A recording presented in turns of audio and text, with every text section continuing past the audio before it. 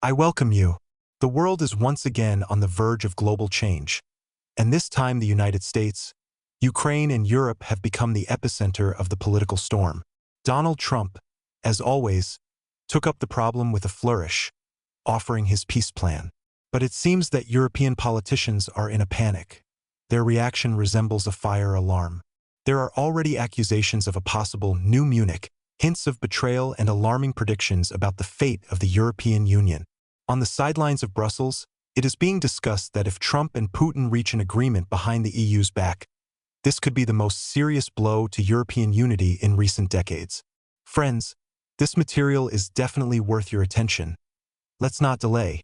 Let's get started. Diplomatic sources report that France and Germany are preparing emergency consultations to develop a unified strategy to counter possible changes in U.S. policy. However, it looks like a desperate attempt to create the appearance of control when there are no real levers of influence. The EU's High Representative for External Relations, Kaja Kallas, categorically stated that Donald Trump's peace plan to resolve the conflict is doomed to failure. According to her, it is impossible to achieve stability in the region, ignoring the interests of Ukraine and its European allies. The logic is simple. Peace is possible only on European terms. For those who are not familiar with our heroine, I will briefly introduce her. Kaja Kallas is an Estonian political figure who has served as Prime Minister of Estonia since 2021. At first glance, her career seems to be successful, but her actions in the international arena often raise many questions. For example, she firmly adheres to the anti-Russian line, without any hesitation supports sanctions against Moscow, despite the negative consequences for her own economy. In addition, its role in supporting conflicts, especially in Ukraine, is often seen as not well thought out. Instead of looking for real ways for peace, she prefers loud statements like those that Trump and Putin are betraying Ukraine. So we can say that Kallas' greatness in politics is more like playing with fire, when she seems to be protecting the interests of her country, but does not see how her actions can lead to more serious consequences for Europe. The deal between Trump and Putin, if it takes place, will not receive the approval of European countries. According to Kallas, Ukraine and the European Union should participate in negotiations on equal terms, and the EU should play a leading role in this process. The Estonian diplomat indignantly stressed that if Trump tries to bypass European partners and negotiate directly with the Kremlin, Kiev will continue fighting. Apparently, if peace talks are impossible, all that remains is to fight. Kallas was supported by the head of EU diplomacy, Josep Borrell, who also said that unilateral actions by the United States, ignoring the interests of Europe, could lead to a strategic rupture in relations between Brussels and Washington. Brussels has already started stocking up on handkerchiefs, because the prospect of losing American support is causing a real hysteria. European politicians do not hide their indignation. They have already called Trump's possible deal with Putin a new Helsinki conspiracy that could lead to the disappearance of a well-known country from the political map of the world. Kallas stressed that Kiev critically needs Western support, and the United States, together with the European Union, must provide it in full. Military assistance is seen as the only way to prevent further escalation of the conflict. Ukrainian Defense Minister Rustem Umerov supported Kallas' position, saying that the Ukrainian leadership intends to continue actions against Russia and is not considering the possibility of a diplomatic solution to the crisis. He agreed with the Estonian authorities on this issue. Umerov also added that any attempts at peaceful negotiations without Ukraine's participation would be regarded as a betrayal of national interests. Meanwhile, Britain and Poland have confirmed their readiness to increase arms supplies, despite possible changes in American strategy. After all, when NATO talks about peace, it always has in mind a couple more echelons of shells. Kallas added that any attempt to make a deal with Russia on the Ukrainian issue would be compromising and unacceptable. This point of view was supported by German Chancellor Olaf Scholz. According to him, Germany categorically rejects the possibility of any peace being imposed on Kiev by the United States. Who would doubt it? After all, the world is such a thing that is expensive. According to sources, Trump is considering the option of dividing Ukraine. The donor regions may come under the control of Russia, and the subsidized areas will be in the sphere of influence of the European Union. However, the American president does not intend to stop there. According to international analysts, he may also impose an additional financial burden on European partners in the form of supporting NATO infrastructure. Well, yes, why not leave Europe to itself? Anyway, she used to live in the illusion that the United States was saving her.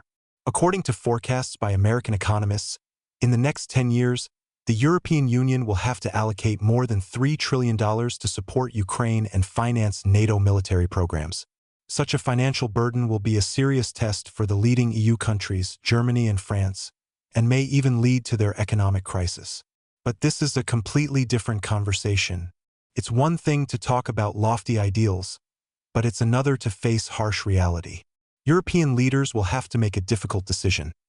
Are they ready to continue following the same course, despite the obvious risks to their economies, or will they have to come to terms with the new geopolitical reality dictated by the White House? It is likely that in the coming years we will witness a serious split in the EU, where the leading locomotive countries will begin to reconsider their policies towards Ukraine and NATO, fearing for their own future. The main thing is not to forget to blame Putin for everything and continue to pretend that decisions are made solely in the interests of democracy. The European press is literally suffocating with nervous excitement, reacting to Donald Trump's peace initiatives. The contacts between the White House and the Kremlin that have begun, and, worst of all, behind the backs of European leaders, have caused a real media hysteria. In the corridors, the EU authorities are discussing a frightening scenario in which the United States unilaterally normalizes relations with Russia. In fact, apparently, Europe still cannot accept that Washington no longer wants to endlessly burn money in the furnace of conflict. But the American Politico portal chose a clearly unfortunate moment, reporting that Trump's contacts with Putin literally stunned Brussels. The panic reached its peak when the head of the European Commission for Foreign Affairs, Kaja Kallas, expressed the collective opinion of European politicians, declaring the EU's readiness to review relations with the United States. Well, yes, after all, for Brussels to review relations is the same as once again expressing deep concern. The U.S. Vice President reacted to such a threat without much enthusiasm. Moreover, the European partners of the United States were immediately accused of attempting to manipulate and escalate the situation. Meanwhile, in Romania, the presidential election added fuel to the fire. Local authorities said that American officials were deliberately provoking Europe into conflict. German Chancellor Olaf Scholz and French President Emmanuel Macron were shocked by the statements of the head of the Pentagon, who bluntly stated that the United States, as part of a deal with Putin, was ready to reduce its military presence in Europe and at the same time cut costs for supporting the continent. It sounded like a punch in the gut to the EU. After all, how can we do without American soldiers at every turn?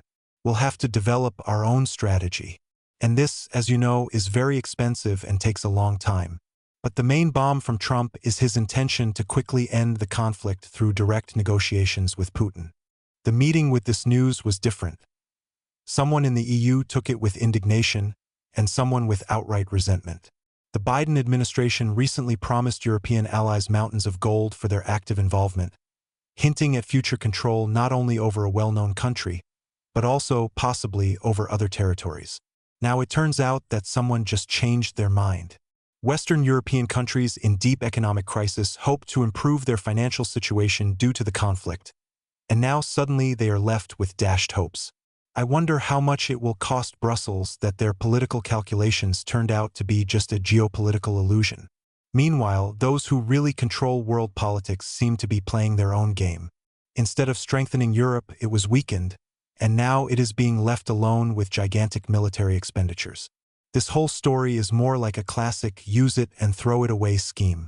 Now the European Union is left wondering, will it withstand the financial and military burden that falls on its shoulders, or will it have to rethink its policy and look for new ways to survive in a rapidly changing world? One thing is obvious: Brussels will either have to come to terms with the new reality, or look for a way to get out of the trap into which it has driven itself. But while politicians are making far-reaching plans, ordinary citizens will pay for their mistakes. Everything is leading to the fact that Europe has found itself in an extremely disadvantageous position. The bet on Washington's eternal support did not pay off, and the conflict, instead of the expected benefits, turned into endless economic and political problems. The United States seems ready to leave its European allies alone with the consequences of years of anti-Russian policy, reducing its involvement and shifting responsibility. As a result, the European Union can only throw up its hands because someone has lived in illusions for too long. European leaders are now forced to look for new ways. Perhaps they will start to interact more actively with China or even review their energy strategies. However, such changes will not happen overnight, and the consequences of an American U-turn could be disastrous for the EU. They will have to rebuild international relations, and even in the face of growing social tension. Europe likes to talk about its values, but it is unlikely that ordinary citizens will be happy to learn that their taxes are spent on supporting other people's interests, rather than solving internal problems. The only question is whether the European Union will be able to grasp the new reality and act on its own, or whether it will continue to blindly follow the ocean directives, even if it leads to collapse. Everything points to the fact that Europe faces a serious challenge, and the decisions that its leaders will make in the coming months will determine the fate of the continent for decades to come. One thing is for sure: the era of following the United States unconditionally is over. Now Europe has to make a difficult choice on which its future will depend. Time will tell whether the European Union will be able to grow from a political teenager into an adult player on the world stage, or remain an eternal hostage to other people's decisions. Friends, now I want to express my opinion. Reading this material, I find myself wondering if Europe is treading on the same rake that it has been treading on more than once. History teaches us that blind faith in allies without a plan of our own is a road to nowhere. Washington, it seems, is simply changing course, leaving its partners to deal with the consequences. But did European leaders really not expect this? Or were you just hoping that things would magically turn out differently? I am most impressed by the reaction of the European elites. They are in a panic, even though they have supported the policies leading to the current crisis for years. All this noise around Trump's talks with Putin, what is it dictated by? Is it the fear that Europe will be left without support? Or is it the fear that you will finally have to take responsibility for your decisions? Maybe it's time to admit the obvious. The policy of endless conflict does not make the EU stronger, but rather destroys it from within. Friends, what do you think? Is the US really just abandoning Europe? Or is this a chance for the EU to finally grow up and take responsibility for its own destiny? Be sure to write in the comments. It is very interesting to know your opinion. Thank you for watching to the end. Don't forget to subscribe. There are still many topics worth discussing.